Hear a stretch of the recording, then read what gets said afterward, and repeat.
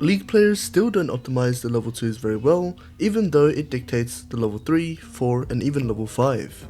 League is a game where one decision can cascade into a whole set of other greater decisions, ultimately dictating the game. So if you aren't making use of the first 2 minutes of the game, what are you even doing? I'm a Coach Global and I've coached hundreds of players across the support role and have consistently found this idea of level 2 to either not exist or exist with some issues. In this video you're going to understand the level 2 concept, watch multiple examples to burn into your mind what it actually looks like, and actually find out what are the most common yet hidden mistakes that players make in level 2. With those last ones I'm going to be spreading them throughout the video, so make sure you watch the full thing. Let's get theory crafting. So here's the theory craft. The value of level 2 can be summarized as 2 following points. 1 extra ability, which is about 100 to 150 points of health value, or extra base stats, which for most champions, that's something like 50 health and a tiny amount of AD. So altogether, about 200 health value in total. This means when you fight as a level 2 champion versus a level 1 champion, you have 200 health in advantage over your opponents, which usually means a 99% chance of winning. So knowing that, how can we get level 2 first? Answer? Just push. To push the lane, you actually have 2 ways to do it. You can either hit the wave with auto attacks yourself, or punish the ADC when they do hit the wave with AoE abilities, or by drawing minion aggro when you do that, which will also push the wave.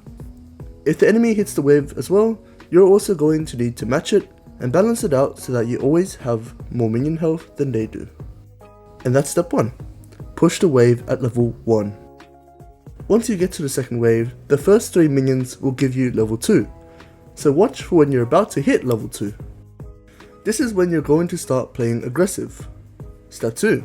Play aggressive just before hitting level 2. What this will do for you is you will draw their attention away from the minions and onto you, meaning they might even forget about their level 2 timer. And this is going to force them to engage with us rather than engaging with the wave, which we've already set up. And that's where step 3 is going to come in. Step 3. Abuse level 2. Hitting level 2 mid-fight will give you the ability you need to close out kills or come out with a crazy trade. This means you can take extremely aggressive positioning and even completely zone out enemies from XP. 100% you have to learn how to limit test this. Now, in theory, that's how a successful level 2 should always go. But I know that one of you is going to go in the comments and be like, oh, my ADC never hits the wave, to get level 2, how can win? Well, let's go take a look at some examples and see how I deal with this stuff, 1v2. Theory crafting, done.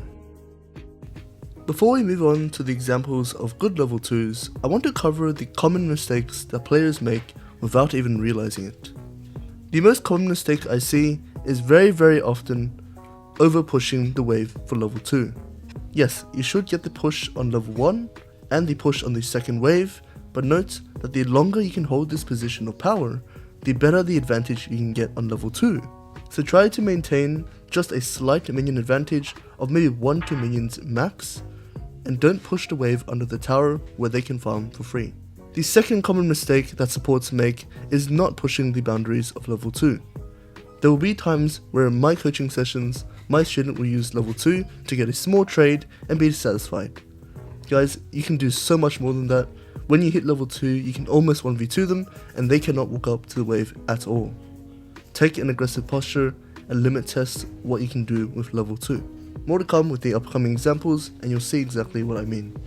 The final mistake I often see in my coaching sessions is not edging up prior to level 2. And all that means is that you walk forward just before you hit level 2, not when you hit level 2.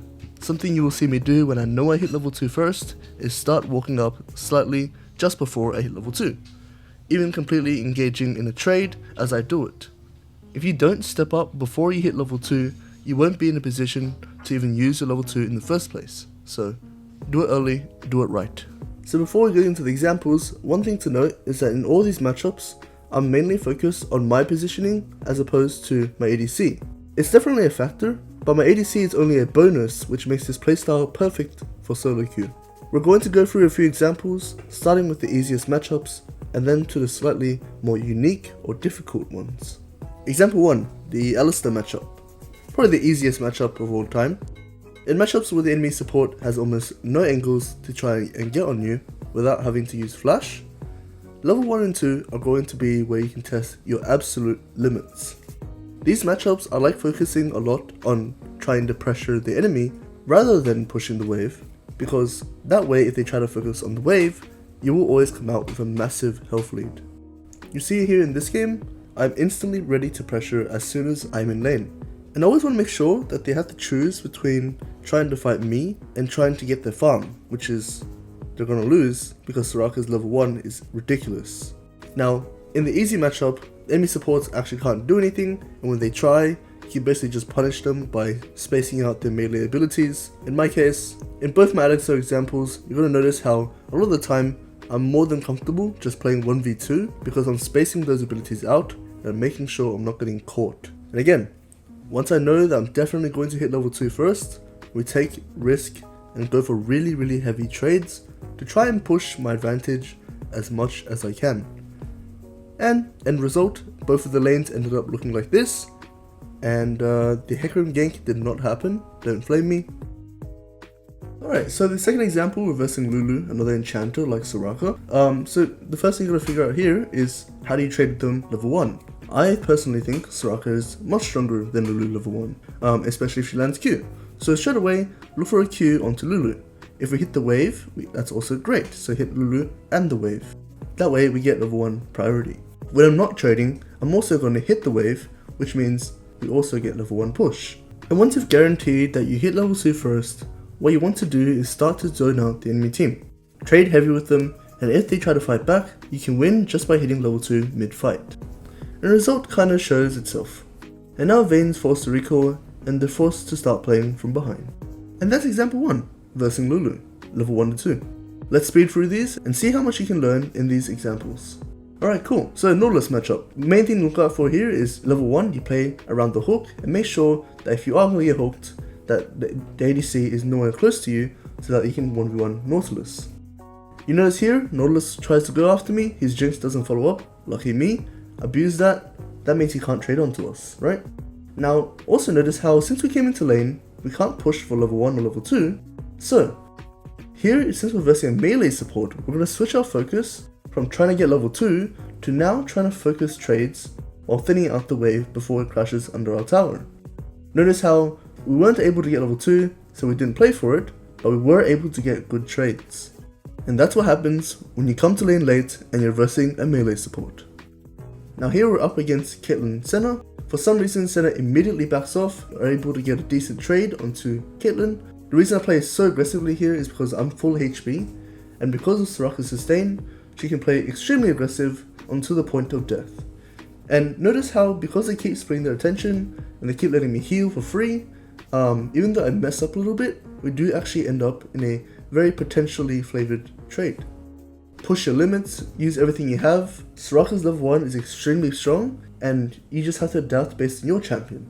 And just like that, even though we didn't even get to level 2, just by using all the other stuff I teach on this YouTube channel, which you can go watch right now, or after this video, you'll learn how to limit test just like this and why it works so well.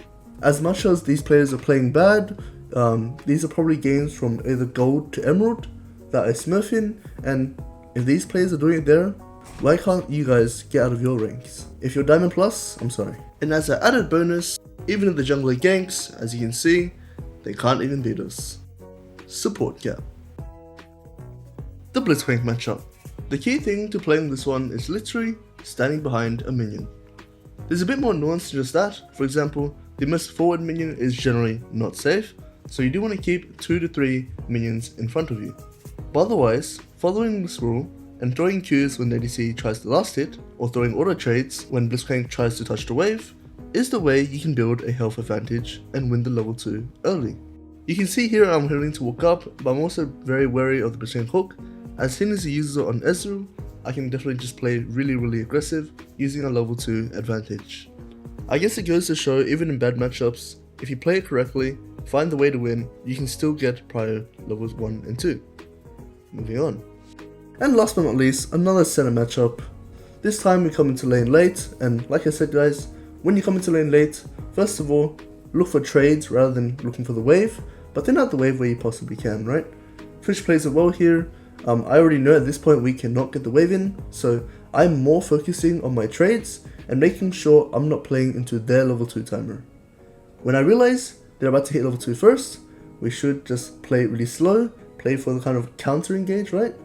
But we have managed to thin out the wave to a point where we're also level 2. So by doing that, you also negate the enemy's opportunity to actually play really aggressive against you. Overall, I think we come out on top, so that's a plus for me. Honestly, this video has been done for like forever, but hopefully you guys have enjoyed the level 2 rundown. Hope it made a lot of sense. The examples should help you quite a bit to see exactly what you should be doing, especially as a ranged support. Now, if you haven't noticed, I haven't been uploading that much, and honestly the quality of videos haven't been that great either. But I think what I want to do in the future, or the near future, is start doing some Marvel Rivals content. I think I've played enough League of Legends for a lifetime. I'm going to continue coaching it for sure. The game doesn't really change from a fundamental perspective, and I will definitely keep up with the meta every so often. But I also want to try my hand at trying to get better at a different game, applying similar things that I teach in my coaching sessions, maybe even become a Marvel Rivals coach. Without further ado, hope you guys subscribe. I'll see you guys around, and you'll see a lot more videos, hopefully. Let's see.